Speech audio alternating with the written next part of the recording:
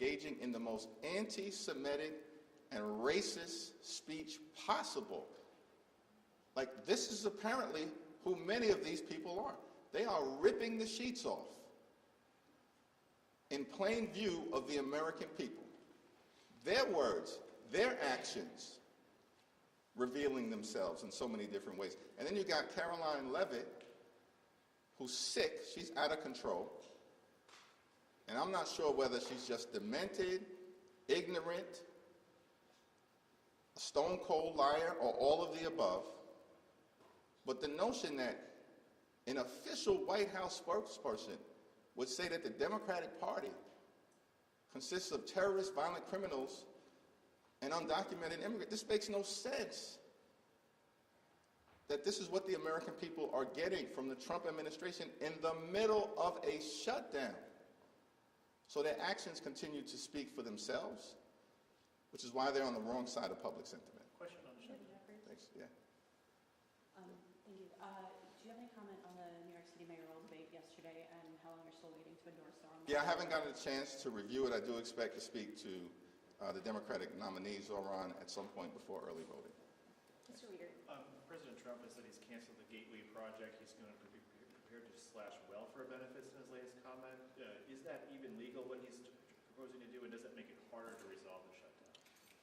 Yeah, we're going to continue to stand up for the American people. Cancel the cuts, lower the costs, save health care. We've made that position very clear from the beginning, and we're not moving, we're not going to bend, we're not going to break, because it's the health care of the American people that's at stake. And all of these efforts to try to intimidate Democratic members of the House and the Senate are not going to work, because we are on the side of the American people. And much of the action that the Trump administration is taking, of course, is unlawful and illegal. As a federal judge in Northern California found with respect to the dismissals of about 4,000 or so federal employees, that was found to be unlawful. And so these threats to try to back us off our position, it's not working and it's not going to happen, because there is a Republican healthcare crisis that is devastating the American people, and we're going to continue to stand up for everyday Americans. Mr. Leader, you've been really trying to show united force with Leader Schumer. You guys have appeared together quite a bit. Yesterday on the floor, Leader Schumer encouraged every American to go out and participate in these No Kings rallies over the weekend. I know you said you hadn't looked at your schedule. Do you plan to participate in a No Kings rally? Will it be in New York? And why do you think that these rallies are important this weekend? Well, I haven't finalized my schedule for the weekend, given the sensitivities around the government shutdown, and I'm still very hopeful that Republicans will decide to show up for work so we can get the government back open. But I support the right of every single American to participate in the rallies that are going to take place this week. And showing up to express dissent against an out-of-control administration, that's as American as motherhood, baseball, and apple pie. That's the First Amendment. And the notion that this unhinged White House spokesperson would suggest that that's hateful. That's not hateful. What's hateful is what happened on January 6th. That was a Hate America rally sponsored by Donald Trump and his sycophants who incited a violent mob to storm the Capitol. That's what hate looks like.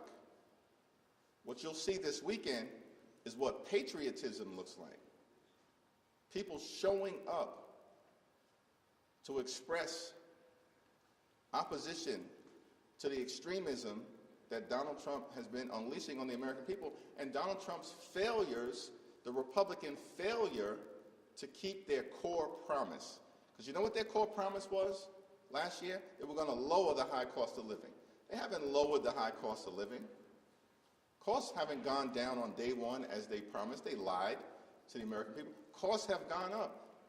Inflation has gone up. Grocery prices out of control. Housing costs out of control. Electricity bills skyrocketing. And now, because Republicans refused to extend the Affordable Care Act tax credits for working class Americans, middle class Americans, and everyday Americans, health insurance premiums are about to blow through the roof, bankrupt people, and prevent them from being able to see a doctor when they need one.